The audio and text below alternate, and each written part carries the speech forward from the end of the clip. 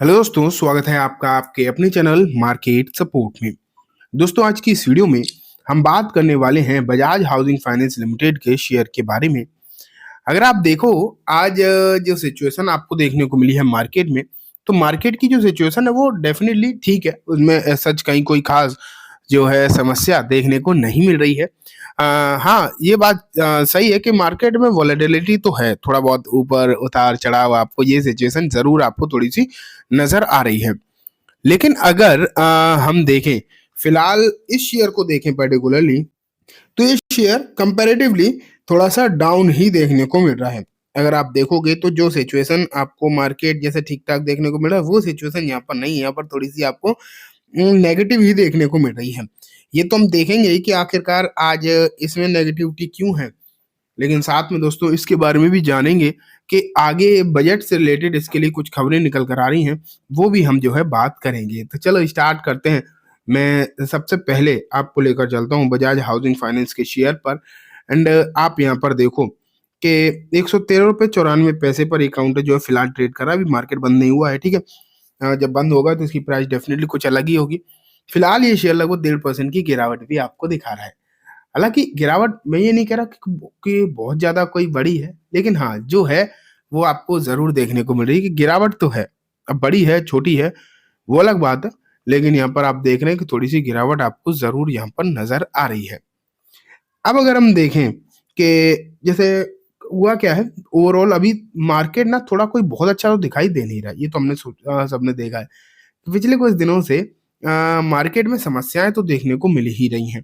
तो ये शेयर भी बीते 5 दिनों में आपको लगभग लगभग 7 साढ़े 7% गिरता हुआ देखने को मिला। वहीं अगर हम महीना भर देखें इसके लिए, तो एक महीने में भी जो है गिरावट का ही माहौल नजर आ रहा है। एंड शेयर लगभग 12-13% तक नीचे है। वहीं 6 महीने में भी वही हाल, 6 महीने से पूरे नहीं हुए, जब से मार्केट में आए काउंटर यही दिखाई दे रहा है। ऊपरी स्तर से लगभग 35-36% नीचे है। तो ये सिचुएशन आप यहाँ पर देख पा रहे हैं, ठीक है। लेकिन अब हम बढ़ते हैं आगे। इन आगे की सिचुएशन जो है देखने की कोशिश करते हैं। पहले तो खबरों को की तरफ चलते हैं। क्या कोई खबरें निकल कर आ रही हैं? तो अगर देखा जाए तो ऐसा कोई बहुत बड़ी खबर नहीं है। ये जो खबर आप देख रहे हैं ना, मेहता इक्विटीज वाली खबर, ये मैं आपको कल बता चुका हूँ बेसिकली। लेकिन एक बार मैं आपको बता दूं, क्योंकि इंपॉर्टेंट लेवल के आसपास शेयर है ना, और इन्हीं लेवल की यहाँ पर बात करी गई है। तो यहाँ पर ये कहा गया है कि इस पर्टिकुलर मतलब काउंटर पर 105 रुपए से 100 रुपए के आसपास जो है नजरें रखी जा सकती हैं, ठीक है। यहाँ जो है पर्टिकुलरली इस पर नजर रखी जा सकती है। एंड ये काउंटर जो है यहाँ पर रिटर्न बनाकर दे सकता है। यहाँ से मतलब यहाँ पर जो है इसमें ये लिखा गया है इस रिपोर्ट में, मैं आपको अगर क्लियर कट बताऊं तो, कि 105 और 110 का मतलब 100 105 के जो लेवल होंगे, यहाँ पर खरीदारी करके चला जा सकता है नए इन्वेस्टर जिसके पास ये शेयर ही नहीं है। लेकिन ऑलरेडी अगर कोई रख कर बैठा है तो वो यहाँ पर एक्यूमुलेट कर सकता है, मतलब थोड़ा सा चाहे तो और खरीद कर चल सकता है। यहाँ पर ये बात यहाँ पर करी जा रही है।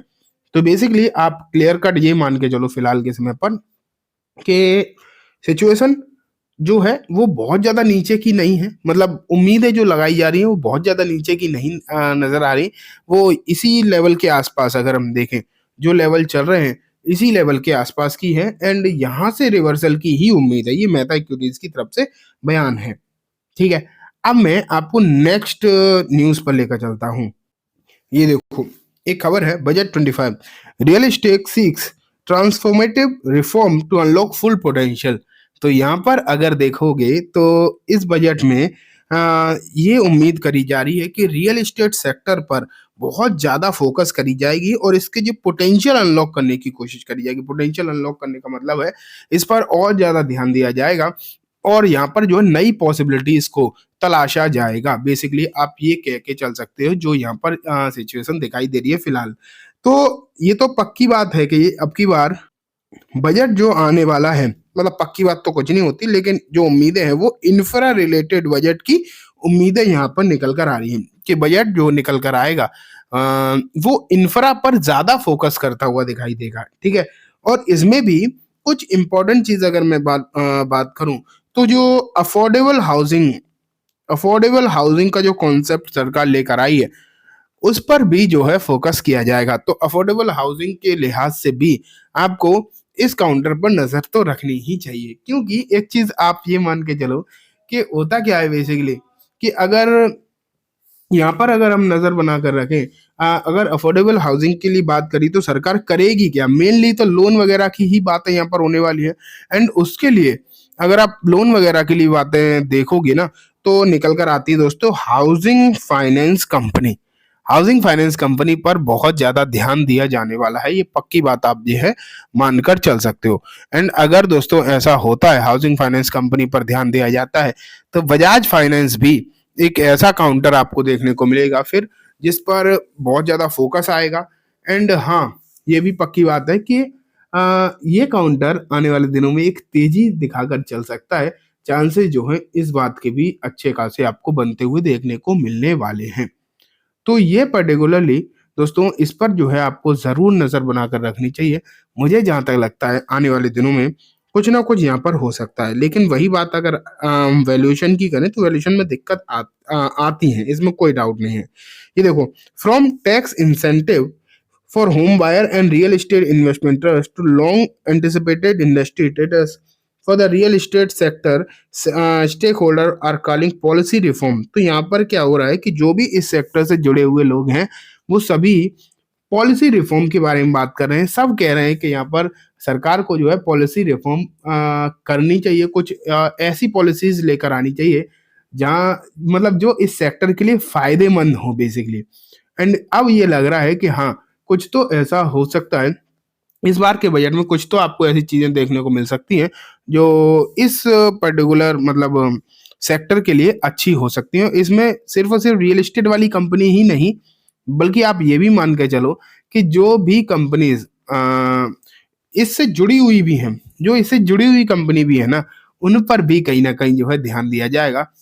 उनके हिसाब से भी चीजें जो है कहीं ना कहीं अच्छी होती हुई देखने को मिल सकती है। तो जो लोन देने वाली कंपनी है बेसिकली, उन पर डेफिनेटली ध्यान दिया जाएगा। जितनी भी रियल एस्टेट सेक्टर में लोन वाली कंपनी भी जो निकल कर आती है ना, उन पर डेफिनेटली कहीं ना कहीं नजर जरूर बनकर आएगी, और उसका फायदा जो है आप ये मान के चलिए जरूर होता हुआ देखने को मिल सकता है। तो उम्मीदें तो बजाज हाउसिंग के लिए अच्छी दिखाई दे रही हैं। अब कितनी तेजी होगी नहीं होगी वो कंप्लीटली हमें पता चलेगा बाद में, लेकिन आज तो इसमें गिरावट है, लेकिन बहुत ज्यादा कोई पैनिक वाली बात नहीं है। ठीक है, तो चलिए दोस्तों, आज की वीडियो में बस इतना ही। उम्मीद है वीडियो पसंद आई होगी। वीडियो अच्छी लगी हो तो इसे लाइक करना, चैनल को भी जरूर सब्सक्राइब करना, जाते थे बेल आइकन दबाना, जिससे कि जब भी मैं कोई नई वीडियो डालूं आपके पास नोटिफिकेशन सबसे पहले आ जाए। एंड दोस्तों, वीडियो सिर्फ और सिर्फ एजुकेशन इन्फॉर्मेशन पर्पस है, तो इसे किसी भी तरीके की बाइंग सेलिंग की रिकमेंडेशन के तौर पर बिल्कुल भी ना देखें। Thank you.